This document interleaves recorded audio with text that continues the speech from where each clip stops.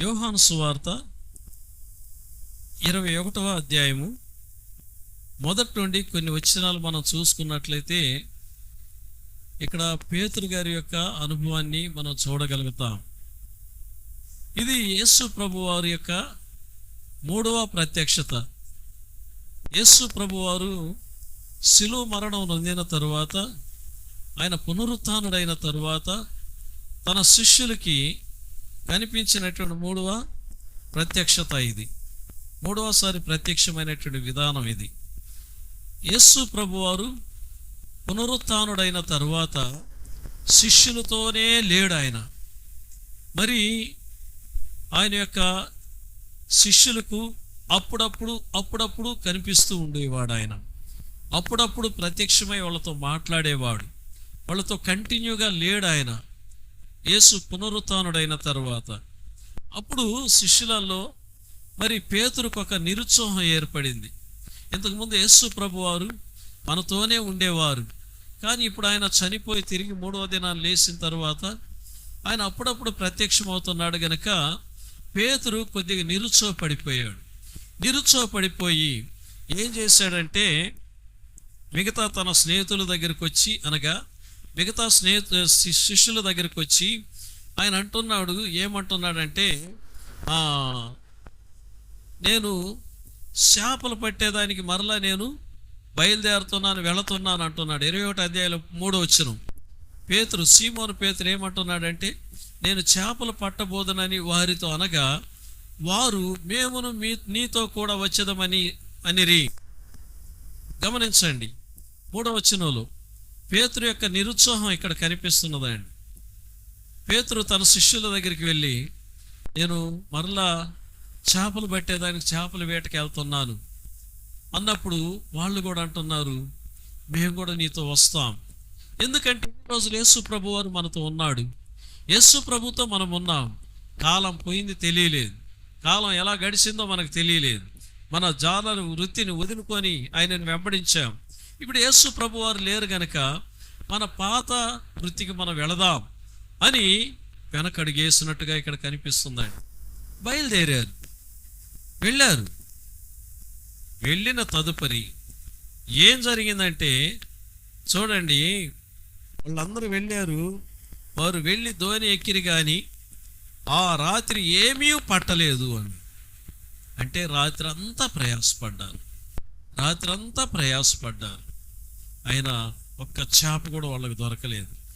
ఇలాంటి సందర్భంలో జరిగినటువంటి సన్నివేశం చూద్దాం.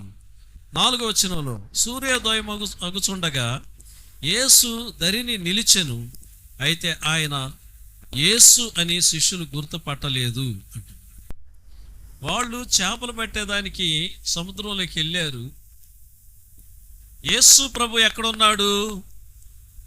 దరిన నిలబడి ఉన్నాడు. వాళ్ళ కోసం వాళ్ళు తిరిగి వస్తారు, వాళ్ళతో మాట్లాడాలి, వాళ్ళ బాగోగులు క్షేమయోగాలు కనుక్కోవాలి అని యేసు ప్రభువారు సూర్యోదయం అవుతుండగా, అనగా వేకువజామున సూర్యుడు ఉదయించుచుండగా ఒడ్డున నిలబడి ఉన్నాడు.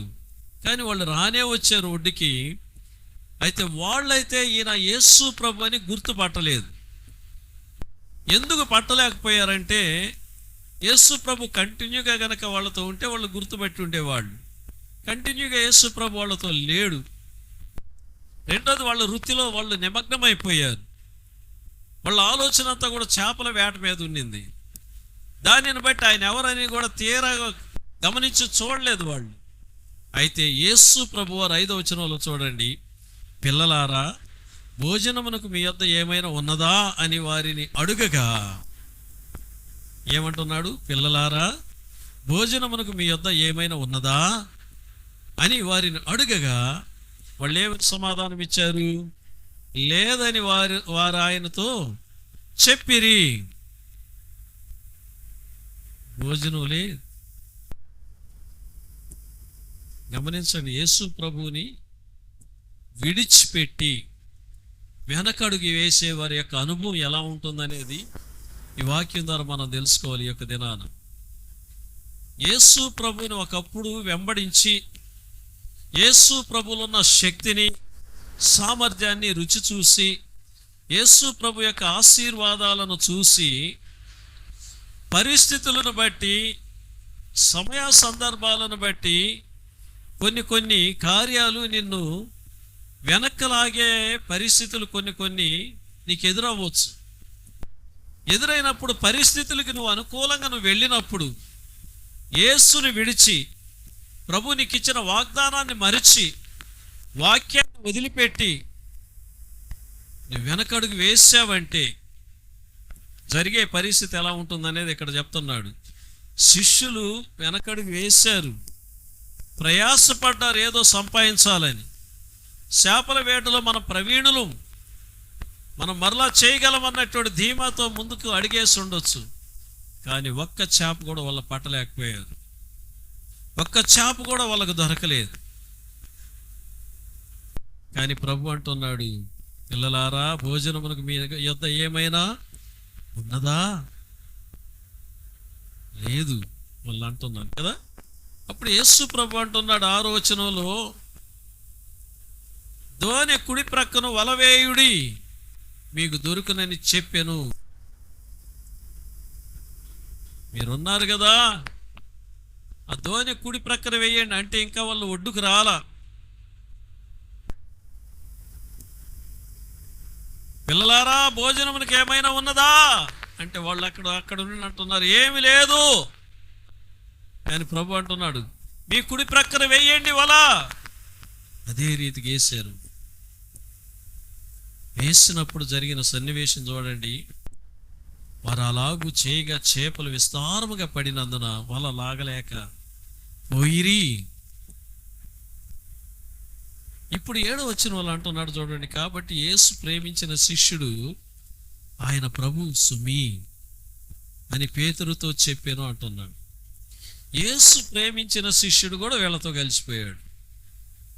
గమనించండి, కొన్ని సందర్భాలలో మనం ఎంతో భక్తి పరులుగా, ప్రార్థనా పరులుగా, విశ్వాసులుగా దేవుని యొక్క వాక్యాన్ని ఆధారం చేసుకుని బ్రతుకుతున్నటువంటి పరిస్థితుల్లో కొన్ని కాలము, సమయములు, పరిస్థితులు మనకి వ్యతిరేకంగా మారి మనలను వెనకకి దిగజార్చే పరిస్థితులను మనం ఎదుర్కొంటున్న సందర్భాలలో దేవుని బిడ్డలని పేరు పొందినటువంటి వాళ్ళు కూడా వెనకబడిపోయే పరిస్థితులు వస్తాయి, దిగజారిపోయే పరిస్థితులు వస్తాయి. ఈ వాక్యాన్ని బట్టి మనం గ్రహించాలి. యేసు పునరుత్థానుడైన తర్వాత జరిగిన సన్నివేశం ఇది. ఈస్టర్ గడిపాం కదా మనం, ఈస్టర్ తర్వాత జరిగిన సన్నివేశం ఇది. ఇప్పుడు ప్రభువే అన్నాడు, మీ కుడి ప్రక్కన వలలేయండి. వాళ్ళు చేపలు పట్టినప్పుడు ఇది ఎవరి మాట అయి ఉంటుంది? యేసు మాట. ఎందుకంటే లూకా సువార్త 5వ అధ్యాయంలో మొట్టమొదటిగా పేతురుని సంధించినటువంటి ఆ యొక్క గెన్నెసరతు అనబడినటువంటి ఆ సరస్సు తీరమున, మొట్టమొదటిగా సముద్ర తీరమున యేసు పేతురును సంధించినటువంటి సందర్భంలో వాళ్ళు వలలు కడుక్కుంటున్నప్పుడు ప్రభు వారి దోణి ఎక్కి చెప్తున్నాడు, మీ దోణిలను లోతునకు నడిపించండి, ఇప్పుడు వేయండి వలలు. వాళ్ళు అదే రీతిగా అన్నారు, అయ్యా రాత్రంతా ఏలినవాడ, రాత్రంతా మేము ప్రయాసపడ్డాం కానీ ఒక్క చేప అయినా మేము పట్టలేదు, మాకు దొరకలేదు, అయినా నీ మాట చొప్పున మేము చేస్తాం అని అన్నారు వాళ్ళు. అని మాట చొప్పున వలలు వేశారు, విస్తారమైన చేపలు పట్టారు, వాళ్ళ దోణి నిండిపోయింది, వలలు పిగిలిపోయే పరిస్థితికి వచ్చింది. అనేకులను ఆ ప్రక్కన ఉన్నటువంటి తమ పొరుగు వారిని పిలుస్తున్నారు, మాకు సహాయం చేయండి వచ్చాయని. అది జ్ఞాపకం చేసుకున్నాడేమో యేసు ప్రేమించిన శిష్యుడు. ఇప్పుడు కూడా అదే ఎక్స్పీరియన్స్. యేసు లేని సందర్భంలోనూ వాళ్ళ పరిస్థితి అలా ఉన్నింది. ఇక్కడ యేసు ప్రభు వారిని విడిచి, ఆయన ఇచ్చిన వాగ్దానాలను, చేసినటువంటి మా నిబంధనలను, చేసిన భాషలను మరిచిపోయి వాళ్ళు పాత వృత్తికి తిరిగినప్పుడు శూన్యమైపోయి ఉన్నారు. అలాంటి సందర్భంలో ప్రభు మరి వాళ్ళని దర్శించి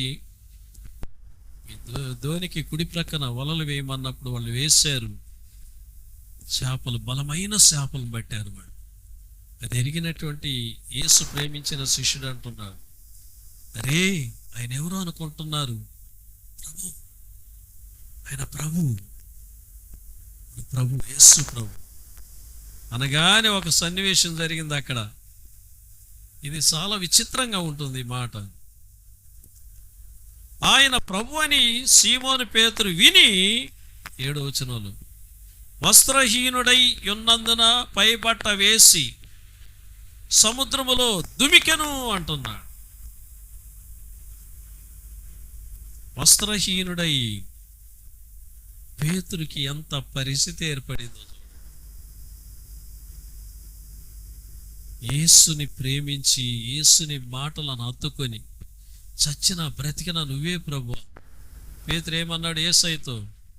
చస్తే నీతోనే చేస్తాను, బ్రతికితే నీతోనే బ్రతుకుతాను. నువ్వు ఉంటే నేను ఉంటానయ్యా, నువ్వు లేకుండా నేను ఉండలేనయ్యా అని పాటలు పాడాడు. కానీ భాషలు చేశాడు. భాషకి మీనింగ్ ఏంటంటే, భాష అంటే వాగ్దానం చేయటం, మాట ఇవ్వడం. భాష అంటే మనం మాట్లాడే తెలుగు భాష అయితే తెలుగు భాష, తమిళ భాష అయితే తమిళ భాష, హిందీ భాష అయితే హిందీ భాష.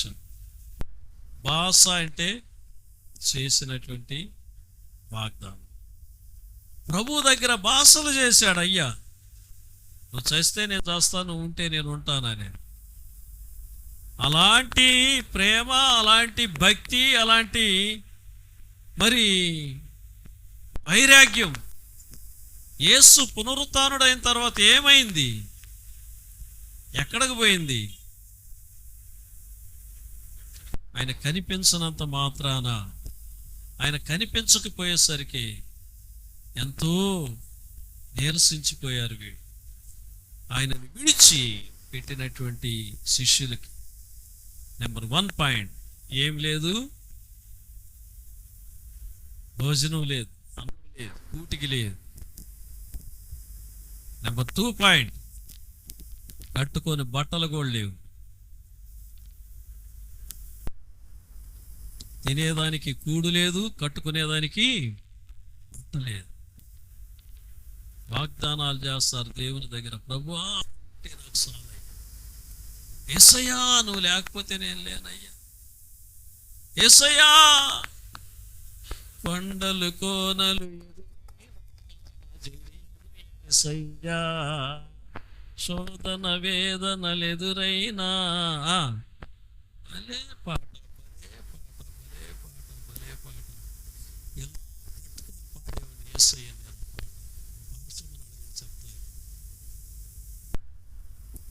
తగిలింది, ఒక కొండ తగిలింది, కొట్టడం ఆ కొండ ఎక్కడో పొర్లి కింద లేచి దొర్లి దొర్లి దొర్లి ఎక్కడో పడిపోయే పరిస్థితి. ఇక భూషణం పాస్ అడ్రస్ లేడనే పరిస్థితి. యూట్యూబ్లో అందరూ వింటున్నారు ఈ మాట. అయిపోయింది భూషణం పాస్ పని. లాంటి సన్నివేశం మా పెద్ద కుమారుడి విషయంలో మాకు జరిగింది. కానీ వెనకడుగు వెయ్యలేదు. వెనకడుగు వెయ్యగలిగే బలహీనతను దేవుడు నాలో పెట్టలేదు. ఇప్పుడు కూడా ఎంతోమంది అనుకుంటున్నారు వాళ్ళ కొడుకు కిట్ట అయ్యేసరికి ఆయన ఎవరిని ఇళ్ళకి రానియటంలే, వాళ్ళ కొడుకు పోయేసరికి ఆయన ఎవరిని ఇంటికి చేర్చి ఇంట్లో ప్రార్థన చేయటం లేదు. ఇవన్నీ కూడా నిందలు, అవమానాలు.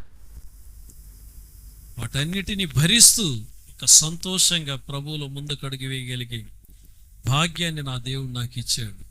ఏంటో తెలుసు, ఇది నిలవరమైన పట్టణం కాదని నాకు తెలుసు. 90వ కీర్తనలో ప్రభు తరతరముల నుండి మాకు నివాస స్థలం మా ప్రభు అని నేను ఎరుగుదును.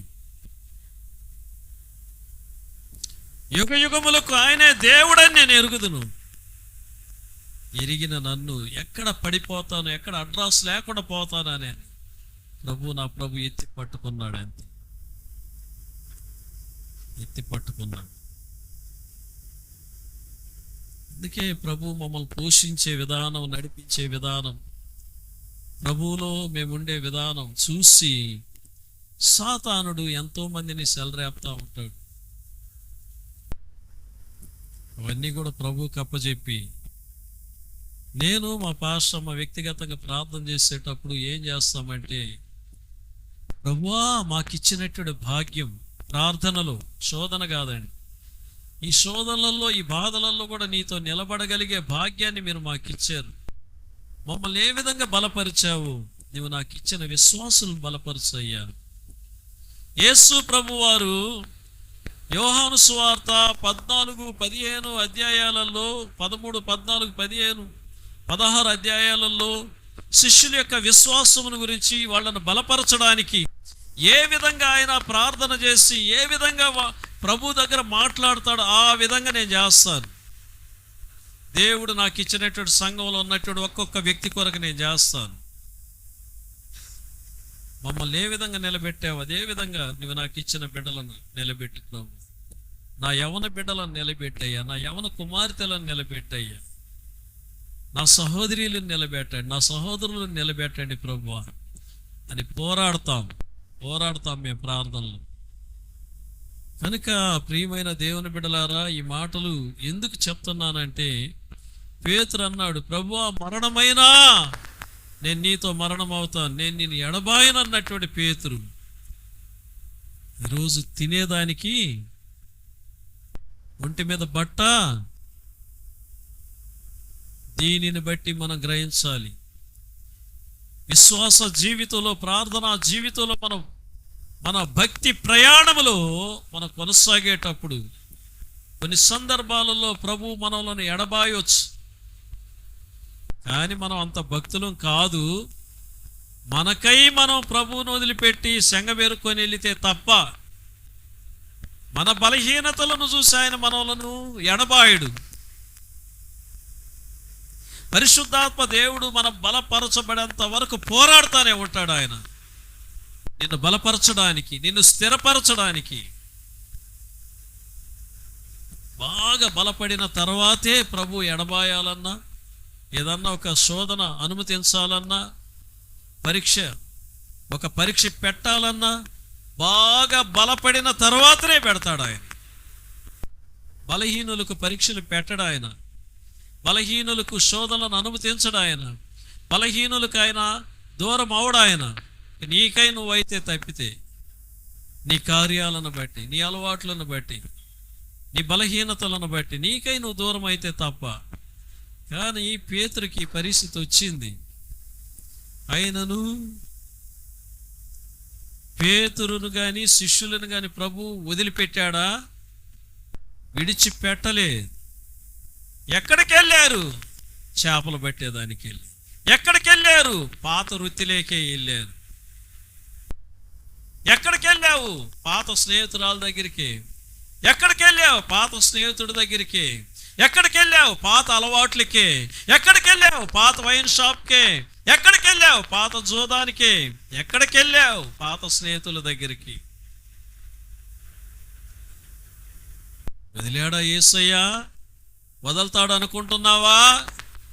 నువ్వు ఆయనకు కావాలి, నువ్వు ఆయన బిడ్డవి. దరిన నిలబడ్డాడు వచ్చేంత వరకు.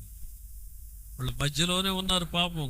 ఒక 100 అడుగుల దూరంలో, 150 అడుగుల దూరంలో, మీటర్ల దూరంలో ఉండొచ్చు. ఒడ్డు నుండి అడుగుతున్నారు, పిల్లలారా భోంచేశారా అని. సేకడతో ఏం భోజనం? ఆలోచించండి ఒకసారి. సేకడతో సూర్యుడు ఉదయించేటప్పుడు ఏంటి భోజనం అనగా, వాళ్ళకి రాత్రంతా కూడా ఇల్లి కడుపులు మాడిపోయి ఉన్నాయి. కడుపులో గటగట అంటా ఉంది. లేదయ్యా, గుడి ప్రక్కన వేయండి వలలు. వేశారు. ఎన్ని చేపలు పట్టారు? నేను ప్రశ్నలు వేయను, నేనే చెప్తాను. 153 చేపలు పట్టారు. ఒక దైవజనుడు ఈ వాక్యాన్ని చెప్తూ విస్తారమైన చేపలు పట్టారని చెప్పి రెఫరెన్స్ ఎక్కడికి తీసుకెళ్ళాడంటే లూకా సువార్త 5లోకి తీసుకెళ్ళాడు.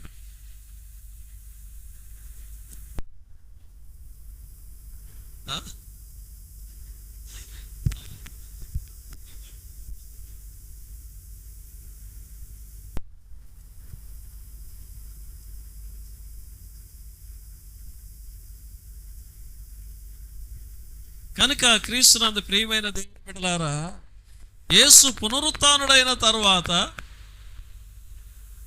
ప్రత్యక్షమైన తర్వాత ఎన్ని చేపలు పట్టారు వాళ్ళు? 153 చేపలు. 11 వచ్చిన వాళ్ళు ఉంది. ఆ చేపలు కూడా ఎలాంటివి? గొప్ప చేపలు, మంచి చేపలు. 12 వచ్చిన వాళ్ళు అంటాడు ఆయన, రండి భోజనం చెయ్యండి. ప్రియమైన దేవుని బిడ్డలారా, గమనించండి, నీవెవడవని శిష్యులలో ఎవడునో ఆయనను తెగింపలేదు. అయ్యా నువ్వెవరు అయ్యని అడిగేదానికి వాళ్ళకి ధైర్యం చాలు. ఎందుకంటే యేసు శరీర రూపిగా ఉన్నప్పుడు ఉన్నటువంటి రూపం వేరు, యేసు పునరుత్థానుడైన తర్వాత ఆయన రూపం వేరు, మహిమ శరీరం. ఆయనను ప్రభువా నువ్వెవరు అయ్యా, ఏంటయ్యా అని అడిగేదానికి ధైర్యం చాలు వీళ్ళకి. దానికి వీళ్ళకి తెలుసు అనుమానం. ప్రియమైనటువంటి దేవుని బిడ్డలారా, గమనించండి, దేవుని యొక్క వాక్యంలో నీ విశ్వాస జీవితంలో, నీ భక్తి ప్రయాణములో దేవుడు నన్ను వదిలిపెట్టాడు, యేసయ్య నాకు దూరం అయ్యాడు, లేదంటే నాకు ఈ పరిస్థితులు ఎందుకు వస్తాయి, నాకు ఈ బాధలు ఎందుకు వస్తాయి, ఈ అవమానాలు ఎందుకు వస్తాయి, ఈ నిందలు ఎందుకు వస్తాయి, ఏది ప్రభువా పండుకుంటే నిద్ర రాదు, తినాలన్న ఆహారం కడుపుకు పట్టదు, నన్ను ఎందుకు పుట్టించావు ప్రభువా, నేను ఎందుకైనా బ్రతికేది అన్నటువంటి ఆలోచన ఒకవేళ నీలో పనిచేస్తుందేమో. నువ్వెంత కృంగిపోయి ఉన్నా, నీ బలహీనతలను బట్టి, నీకై నువ్వే తెచ్చుకున్న సమస్యలను బట్టి నీవు దేవునికి దూరమైనా ఆయన నిన్ను విడిచిపెట్టలేదు అనే దానికి ఆత్మదేవునితో మాట్లాడుతున్నాడు. చేతులు తట్టి ఒక్కసారి దేవుని నామని మహిమపరుద్దాం. అందరమీ కమాండి యేసు నామములో దేవునికి స్తోత్రం. ప్రియమైన దేవుని బిడ్డలారా, 11వ వచనం చూడండి. 153 చేపలు, బలమైన గొప్ప చేపలు. 11వ వచనం, నిన్ను ఆశీర్వదిస్తాడు యేసయ్య, నిన్ను ఆశీర్వదిస్తాడు యేసయ్య. నువ్వు గొప్ప మేలును చూస్తావు, నువ్వు గొప్ప మేలును చూస్తావు. ఈరోజు రాసి పెట్టుకో. విశ్వాసం గల్లా బిడ్డవైతే, ఈ మాట మీద నీకు నిరీక్షణ ఉంటే గుర్తుపెట్టుకో, దేవుడు నిన్ను విస్తారమైన మేలుల చేత నింపుతాడు. ఆయన విస్తారమైన ఆశీర్వాదాలతో నింపుతాడు. భయపడొద్దు, ఆయన నిన్ను విడిచిపెట్టలేదు. ఆయన వదలడు. కడుపు నిండా ఆహారం తింటావు, కంటి నిండా నిద్రపోతావు, నువ్వు ప్రశాంతంగా ఉంటావు, నువ్వు బాగుంటావు. కానీ నువ్వు చేయవలసినటువంటి కార్యం ఒకటి. కీర్తనల గ్రంథంలో 37వ కీర్తన 5వ వచనం, సంగీతం 37 5వ వచనத்தை பார்ப்போம். సంగీతం 37 5వ వచనத்தை பார்ப்போம்.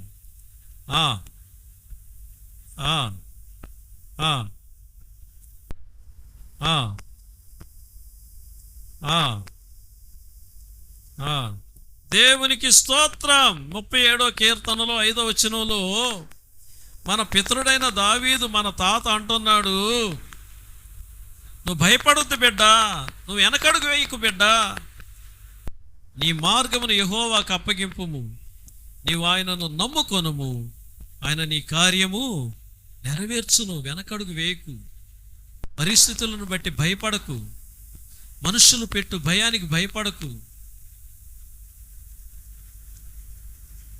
కలవరపడకు. నీ మార్గాన్ని ప్రభువుకు అప్పచెప్పు.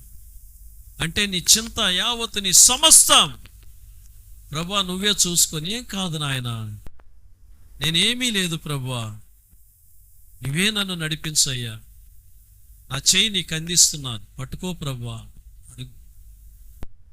ఈ మార్గాన్ని ఆయనకు అప్పచెప్పు. నువ్వు ఆయన నమ్ముకో, ఆయన నీ కార్యమును నెరవేర్చును. హల్లెలూయా. నీ కార్యాలను నెరవేర్చేవాడు నీతో ఉన్నాడు, నీ కార్యాలను నెరవేర్చేవాడు నీతో మాట్లాడుతున్నాడు. ఎందుకు భయపడతావు? ఎందుకు వెనకడుగేస్తావు? శిష్యుల కంటే బైబిల్ లేదండి, నీకు నాకు బైబిల్ ఉంది, నీ చేతిలో నా చేతిలో బైబిల్ ఉంది. మనం వెనకడుగు వేయవలసినటువంటి అవసరం లేదు. వాళ్ళకంటే బైబిల్ చేతిలో లేదు. యేసయ్య చెప్పేదే మాటలు, ఆయన మాటలే మనసులో పెట్టుకొని వాళ్ళు బ్రతకాలి. కానీ మనకు బైబిల్ గ్రంథం చేతిలో ఉంది. భయపడకు. నీ మార్గాలన్నిటినీ కూడా సఫలం చేయగలిగే ప్రభు నీతో ఉన్నాడు, నీ కార్యాలను నెరవేర్చేవాడు నీతో ఉన్నాడు. భయపడకు. కనుక ప్రియమైనటువంటి దేవుని బిడ్డలారా, చూడండి కీర్తనల గ్రంథం 25వ కీర్తన 15వ వచనాన్ని చూద్దాం ఒకసారి. 25వ కీర్తన 15వ వచనం.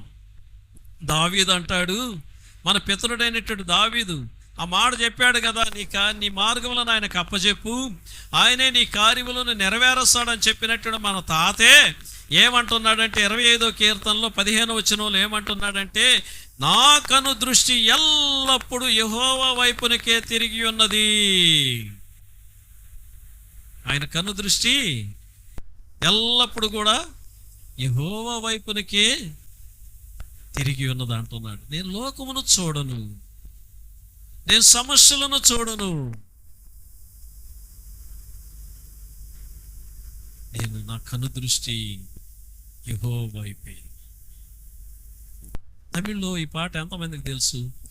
ఎల్లాం యేసువే ఎనకెల్లాం యేసువే తొల్లై మీగు యేసువే, ఎల్లాం యేసువే ఎనకెల్లాం యేసువే తొల్లై మీగు యేసువే ఆగయం సాగాయము అని వస్తుంది కదా. ఆ పాట రాసిన ఆయన ఎవరంటే ఒక బ్రాహ్మిన్. ఆనాడు దినాలలో మిషనరీలు సువార్త చెప్పేటప్పుడు తమిళనాడులో ఒక గ్రామానికి వెళ్ళి చెప్పేటప్పుడు, ఆ గ్రామంలో దేవుని యేసు ప్రభు యొక్క ప్రేమను త్యాగమును గురించి చెప్పినప్పుడు ఆ వాక్యం ద్వారా ఆకర్షింపబడినట్టు ఒక బ్రాహ్మిన్, ఆయన యేసు ప్రభువుని రక్షకుడిగా అంగీకరించాడని వాళ్ళు ఏం చేశారంటే, వాళ్ళ కులంలో నుండే వెలివేయడం కాకుండా గ్రామంలో నుండే వెలివేశారు ఆయన్ని. భార్య బిడ్డలు అందరూ పోరాడేసి అప్పుడు గ్రామం బయటికి వెళ్ళి ఒక వాగు దగ్గర ఆ వాగు నీళ్లు తాగుతూ ఆ పంట పొలాలలో అక్కడక్కడ కాసి ఆ బెండకాయలు అవి ఇవి పచ్చి ఏదో తింటూ చేస్తా బ్రతుకుతున్నాడు. బైబిల్ లేదు, ఏమి లేదు. ఆ విశ్వాసం ఎలా, ఆ భక్తి ఎలా? ఒక్కసారి ఆలోచన చేయండి. ఇప్పుడు తల పెరిగిపోయింది, కాళ్ళకి చెప్పులు లేవు, కానీ అదే విధంగా ప్రార్థన చేస్తున్నాడు. వాళ్ళు ఏదో కరపత్రిక ఇస్తే అదే చదువుకుంటూ ఈ విధంగా ఒక 6 నెలలు గడిచింది. ఎవరో చెప్పారంట ఆ మిషనరీకి, ఆయన ఏదో ఒక గ్రామంలో ఉంటే, అయ్యా నీ వాక్యం విని ప్రభువు నమ్ముకున్నందుకు వాడిని పొలంలో నుండి వెలివేశారు, ఇంట్లో నుండి వెలివేశారయ్యా, వాడికి తినేదానికి అన్నం లేదు, ఉండేదానికి ఇల్లు లేదు, ఏందయ్యా మీరు చేసిన పని అని.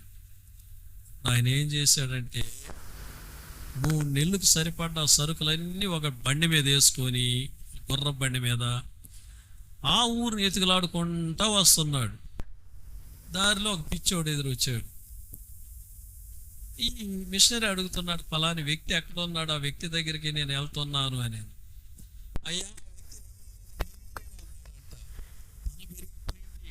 చెప్పులు లేవు. ఆ మిషనరీ ఆయన చూసి కౌగిలించుకొని ఆయన మీద ఉన్న కోటు ఇప్పి ఆయన కప్పి, ఇవన్నీ నీకోసం మీద వేస్తున్నాను పద, లేదంటే తోలుకొని వెళ్ళిపోయి బండి అలాగనే అనేసి. ఆయన ఎల్లాం యేసువే పాట రాశాడు. అదే భక్తుడు అంటున్నాడు, ఆయన నా కనుదృష్టి ఎల్లప్పుడూ యెహోవా వైపునకే తిరిగి ఉన్నది. ఆయన నా పాదములను వలలో నుండి విడిపించు. కనుక ప్రియమైనటువంటి దేవుని బిడ్డలారా, మన కనుదృష్టి ఆయన వైపు ఉండాలి. ఆయన ఇచ్చిన వాగ్దానాల మీద ఉండాలి. ఆయన ఇచ్చినటువంటి ఒక మాట చెప్తాను, విందాం.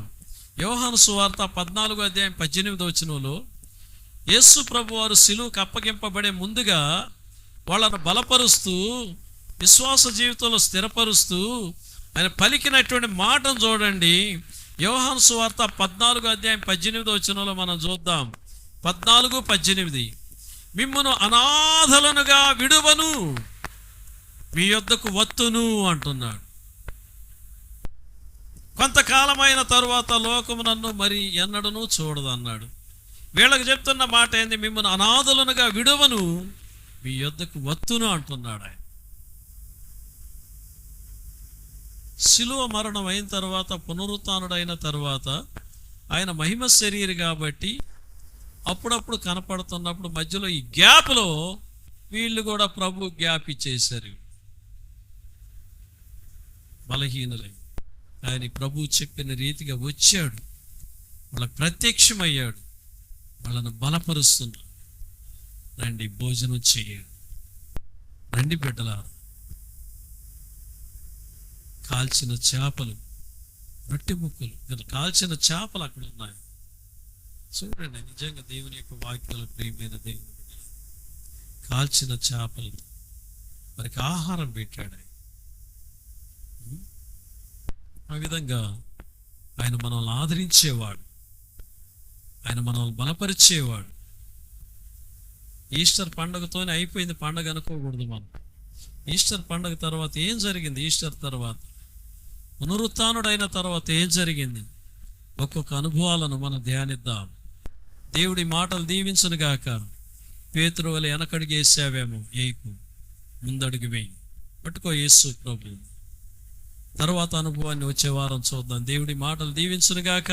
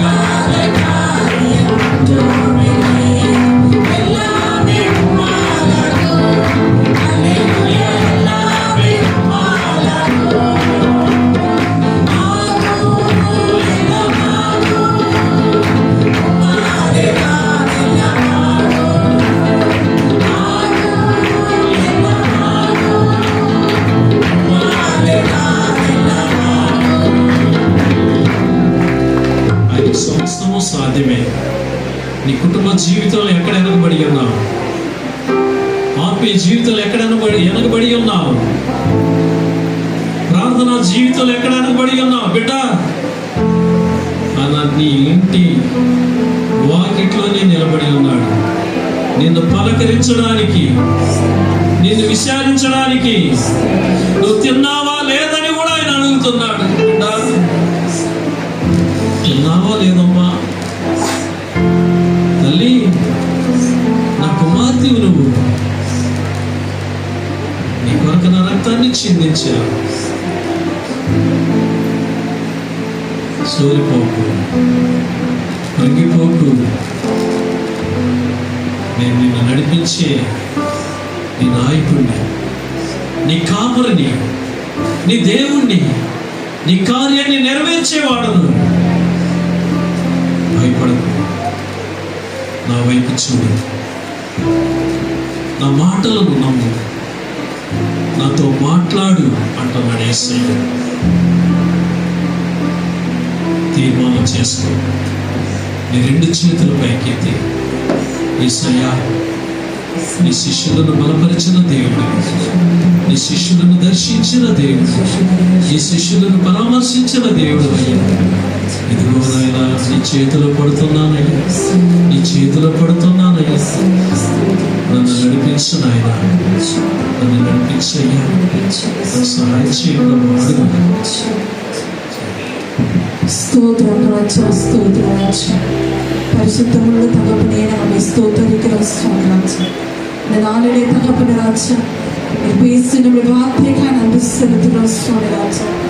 அப்பா, இந்த வழியை கர்த்தருக்கு ஒப்புவித்து அவர் மேல் நம்பிக்கையாயிருக்கும் அப்பா. அப்பொழுது கர்த்தர் எல்லாவற்றையும் வாய்ப்பு செய்வர் சொன்ன வார்த்தைப்படி நாங்கள் ஸ்தோத்தரிக்கிறோம் சுவாமி ராஜா. எங்கள் பலவீன மத்தியிலே தகப்பனே ராஜா, எங்கள் பெறனாயிருப்பவரை நாங்கள் ஸ்தோத்தரிக்கிறோம் ராஜா. அப்பா, இன்னுமாய் தகப்பனே ராஜா, நான் உங்களை துக்கற்றவர்களாய் விடையேன்னு சொன்ன வார்த்தைக்கு நாங்கள் ஸ்தோத்தரிக்கிறோம் சுவாமி ராஜா. அப்பா, நாங்கள் சோர்ந்து போன வேளையில தகப்பனே ராஜா, நீர் எங்களுக்கு அப்பா சத்துவத்தை கொடுத்து எங்களுக்கு பலனை கொடுத்து தகப்பனே எங்களை நடத்துகிறவரை நாங்கள் ஸ்தோத்தரிக்கிறோம் சுவாமி ராஜா. நீர் எங்களை ஆளுகை செய்யுங்க தகப்பனே ராஜா. வந்த ஒவ்வொரு குடும்பத்தையும் அப்பா நினைவுபடுத்திக் கொள்ளுங்க சுவாமி ராஜா. அப்பா, சோர்கள் மத்தியில, துன்பத்தின் மத்தியில, கண்ணீரின் மத்தியில தகப்பனே என் தேவன் கூட இருப்பதற்காக நன்றி செலுத்துகிறோம் சுவாமி ராஜா. அப்பா, எல்லாவற்றையும் மாற்றி அமைக்க கேட்கிற தேவனை ஒருவர் மாத்திரமே நாங்கள் ஸ்தோத்தரிக்கிற ராஜா. அப்பா, நீ சொன்னீர் எங்கள் துக்கம் சந்தோஷமாய் மாறும் சொன்ன வார்த்தைக்காய் நாங்கள் நன்றி செலுத்துகிறோம் சுவாமி ராஜா. விசேஷமாய் திருமண காரியத்துக்காக நாங்கள் ஸ்தோத்தரிக்கிற ராஜா. நடக்க போற திருமணத்துக்கு தகப்பனே எல்லா தேவைகளையும் என் தேவனை சந்திப்பீராக போய் ஸ்தோத்தரிக்கிறோம் சுவாமி ராஜா. அப்பா, இன்றைய தினம் நடக்க போறதா, இனி நடக்க போறதா ஆராதனைக்காய் ஸ்தோத்தரிக்கிற ராஜா. அப்பா, இந்த தேர்தலுக்காய் தகப்பனே ராஜா, நாங்கள் ஒருமனப்பட்டு ஜெபிக்க உதவி செய்ய போய் ஸ்தோத்தரிக்கிற ராஜா. எடுத்த காணிக்கை அப்பா உடைய கரத்தில் ஒப்பு கொடுக்கிற ராஜா. ராஜ்யத்துக்கு எனக்கு பயன்படுத்துகிற சுவாமி ராஜா. உடைய நாம மாத்திரம் மையப்பட உதவி செய்ய இயேசுவின் நாமத்தில் ஜெபிக்க நான் ஆண்டவரே, ஆமென்.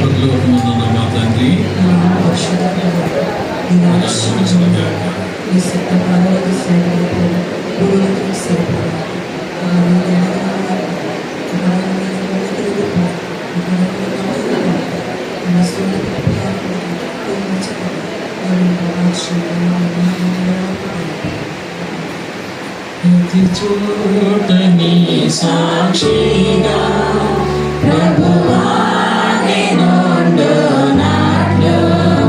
ప్రతి చోట నీ సాక్షిగా ప్రభువా నేనుండునట్లు, ఆత్మాభిషేకము నీవు ఆత్మీయ రూపున, ఆత్మాభిషేకము నీవు ఆత్మీయ రూపున, ప్రియ యేసు నిర్మించితివి, ప్రియమార నా హృదయం ఉదమారమశయించునా, హృదయాంతరంగమునా. ఆశీర్వాదం మిమ్మను అనాథులుగా విడిచిపెట్టను, మరలా నీ యొద్దకు వత్తునని వాగ్దానం చేసినటువంటి యేసు క్రీస్తు కృప, భయపడకము నేను నీకు తోడై ఉన్నానని సెలవిచ్చిన తండ్రి అయిన దేవుని ప్రేమ, నిన్ను సర్వసత్యములోనికి నడిపించగలిగే పరిశుద్ధాత్మన్య నీ నిత్య సహవాసం కూడి వచ్చిన మీ అందరికీ నీ సదాకాలం తోడైన నడిపించును గాక. ప్రాణమా పరిశుద్ధనామమును సన్నిధించు, ప్రాణమా యెహోవాను సన్నిధించు, ఆయన చేసిన ప్రకారం లేని